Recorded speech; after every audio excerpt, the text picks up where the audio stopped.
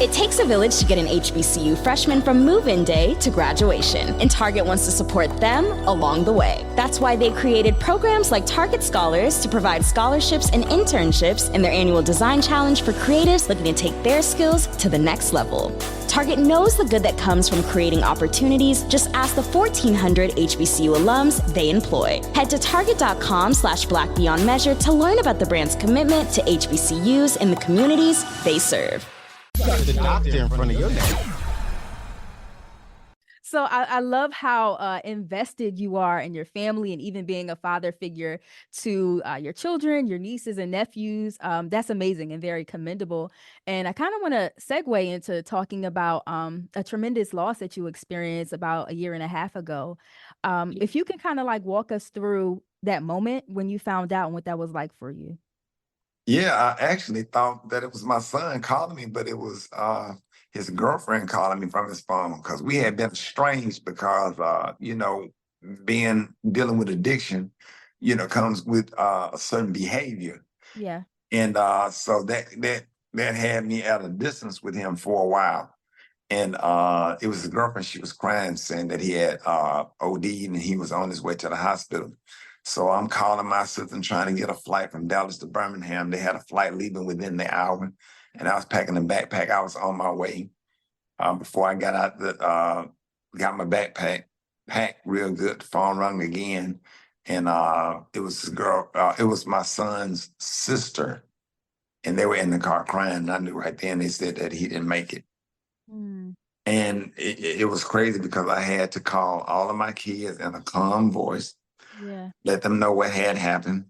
My niece and my mom had already made it to the ER. I had called them. They had made it to the ER. And I had to tell my mother, who was outside in the waiting room in the ER.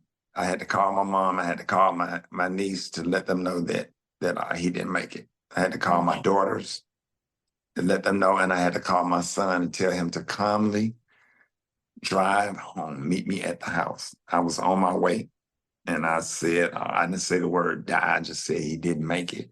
Do you understand? I need you to be calm, and I need you to make it home safe. I had to give specific directions. I had to lead, because there was a family crisis. So I didn't get an opportunity to feel and to grieve that day. Because I had to lead. I had to get my family together and get them under one roof and get everybody calm. And I remember the flight. I remember the man that was sitting behind me talking, showing me pictures of his family and stuff. I never told him what I was dealing with, but I think that was God's way of keeping my mind occupied, until I got home, because I knew once I got off that plane, I knew that it was going to be like a hurricane. Yeah. Of phone calls and text messages and people panicking and crying. It was a bad time. Absolutely. And I made it home, and I just went step by step, day by day. We had to plan everything, to plan his homegoing service. It was a lot of stuff that I had to deal with. In that moment when you found out, did it feel real, or like when I hear these accounts, and even in my own experience, the first day never felt real. It was like the day after. Oh, it definitely felt real, because I was kind of prepared for it, because I knew what was out there versus what he was doing. Okay. And I knew I had already lost a niece and a nephew who was also age 32 within a year and a half before he died. So young. And as a matter of fact, my pastor's daughter died at age 32. Oh my goodness. So there's 3 people died at the age of 32. So I'm looking around like, oh yeah, this is real. I knew it was real then. And I was shocked but not surprised, but then I was surprised and not shocked. Yeah. It's like you almost could never be ready, but you knew it was coming. Mm-hmm. You felt it was coming. You knew what the risk was. You knew what was out there. And that happened. I had already sat my kids down a year before it happened, told them that this might be coming, to prepare themselves. Mm. So your family was prepared. my kids Yeah. was, I don't know how prepared they was, but that was a conversation that we had. I told them that it was coming. Okay. And you know, people, you know, church folks said putting words out there, you know, I just feel like if you walking across the street, eventually you're gonna get hit by a car if you don't stop walking across the street. Mhm.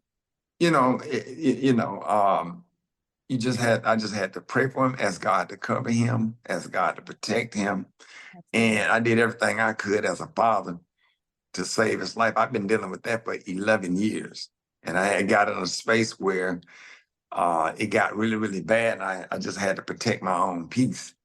Absolutely. And I had to distance myself. And like my grandma used to say, you have to turn them over to the hands of the Lord. Now that's what older people in the South said, you know, would say back in the day. And everything was just lining up for him to go, you know, by everything what was happening. So yeah, that was a rough time. It felt real. Uh One time after everybody had left and you in the house by yourself, you was able to feel it a little bit, but that 1 year anniversary was when I really felt it. That Mhm. 1 year, Mhm. that 1 year anniversary, I really felt it. And that was probably the worst time when I sat in here and just cried and was just depressed. No, I wasn't even here. I felt it. I felt it coming. So I went to Florida. I found a little place in Florida, and I just wanted to stay in Florida for the first few months of that year. I didn't want to be in my house. Mhm. And that was probably the worst time of my whole life. Okay.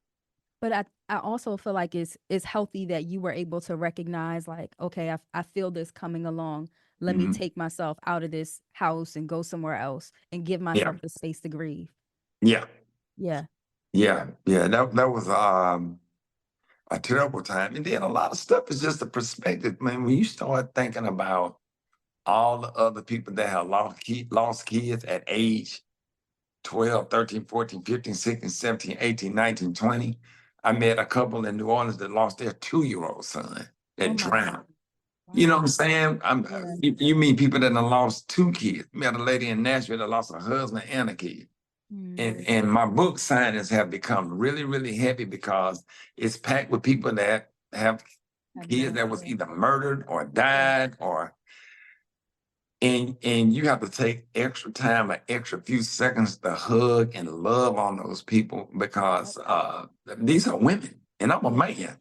Mhm. I'm a man feeling all this. I just can't imagine you carrying a child for 9 months and had to bury them also, especially the ones that had daughters that died. Yeah. I had Yeah. a lady, I performed in DC. And I was talking about my book, and she came up to me and she hugged me. She said, I lost my only daughter. And that almost wiped me out. And that's some of the things that keep me doing what I'm doing right now, because it's not just about you, it's bigger than you. You got to think about Right. other people and use that book as a tool Yeah. to help other people properly grieve.